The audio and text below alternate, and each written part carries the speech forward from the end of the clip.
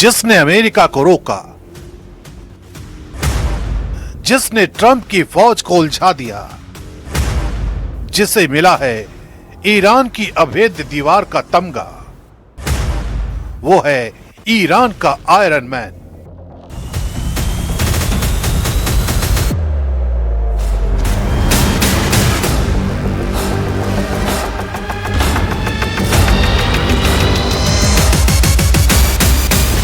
Mohammad Ali Jafri, ये वो नाम है जिसने ट्रंप की सेना को पश्चिम एशिया में होल्ड कर दिया है। अमेरिकी मिसाइलों को हवा में ही अपने सस्ते ड्रोन से नष्ट कर दे रहा है। मोहम्मद अली जाफरी की ही स्ट्रेटेजी है कि रणभूमि में अमेरिका अभी भी संघर्ष कर रहा है।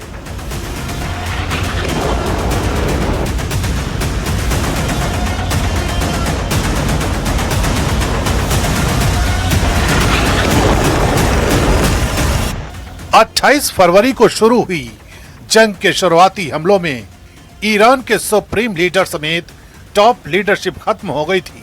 अमेरिकी राष्ट्रपति डोनाल्ड ट्रंप ने जीत का दावा करना शुरू कर दिया था, लेकिन चंद घंटे भी नहीं बीते कि ईरान ने पलटवार करना शुरू कर दिया और आज भी वो युद्ध के मैदान में मजबूती से अमेरिका और इजराइल का मुकाबला कर रहा है।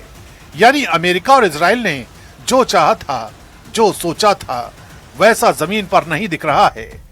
उल्टे पश्चिम एशिया में अमेरिकी सैन्य अड्डों पर ईरानी मिसाइलों की बौछार से दुनिया के सुपर पावर को नुकसान जरूर हुआ है। एक रिपोर्ट के मुताबिक पश्चिम एशिया में चल रहे इस जंग में अमेरिका का मकसद था ईरान के कमांड और कंट्रोल सिस्टम को खत्म करना, ताकि वो जवाबी कार्रवाई न कर सके। जबकि टॉप लीडरशिप के मारे जाने के बाद भी ईरान मजबूती के साथ डटा हुआ है। उल्टा पश्चिम एशिया में अमेरिका के सैन्य ठिकाने, एयरबेस, तेल के ठिकानों से लेकर समंदर में तैनात वॉरशिप पर भी हमले किए हैं। हालांकि इस युद्ध में ईरान को भी काफी नुकसान हुआ है। They are pretty much at the end of the line. Doesn't mean we're going to end it immediately, but they've got no navy, they've got no air force, they've got no anti-air traffic. Anything. They have no systems of control. We're just riding free range over that country. And now we're going to look very strongly at the Straits. The Straits are in great shape. We've knocked out all of their boats. They have some missiles, but not very many. I think we're in very good shape. The main thing is we have to win this thing, win it quickly, but win it. And there are many people, I'm just watching some of the news. Most people say it's already been won. It's just a question of when. When do we stop? We don't want to let it regrow, and ideally would like to see somebody in there that knows what they're doing. In other words, they can build a country. Now, one other thing, we can hit sections of Tehran and other places that if you do it, it'll be almost impossible for them to rebuild their country. And we don't want that. But we can hit we could take apart their electric capacity within 1 hour, and it would take them 25 years to rebuild it. So ideally, we're not going to be doing that.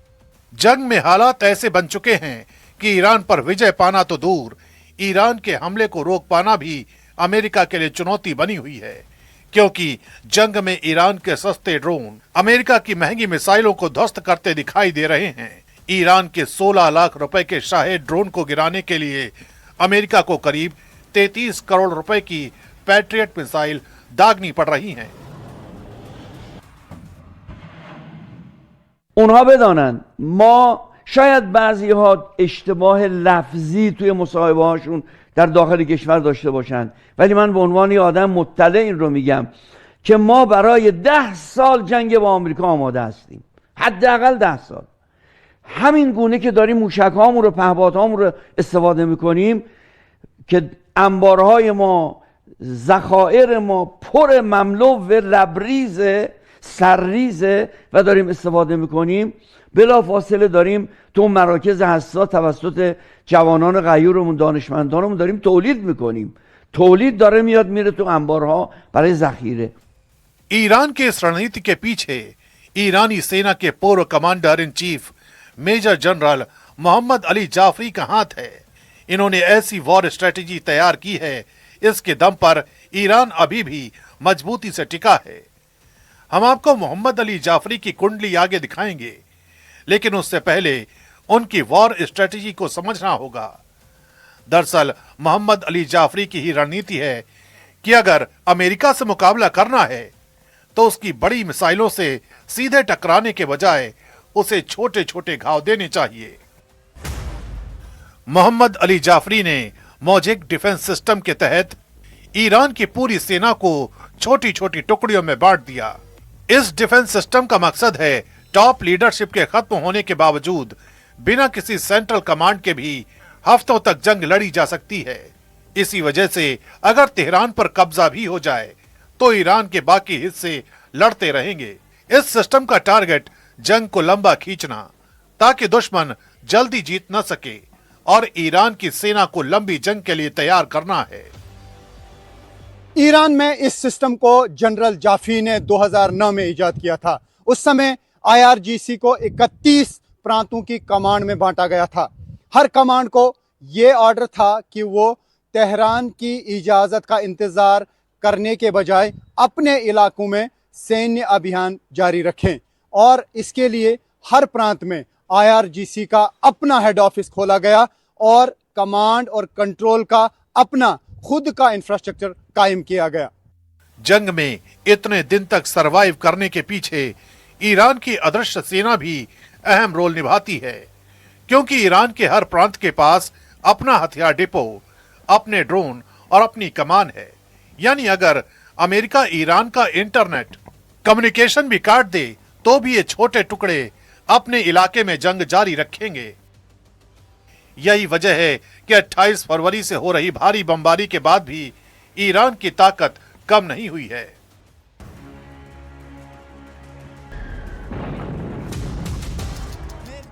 نیروهای مسلح توانمند ما مقتدر جمهوری اسلامی حداقل برای یک جنگ تمام عیار 6 ماهه پر شدت با همین ریتم فعلی آمادگی کامل دارن.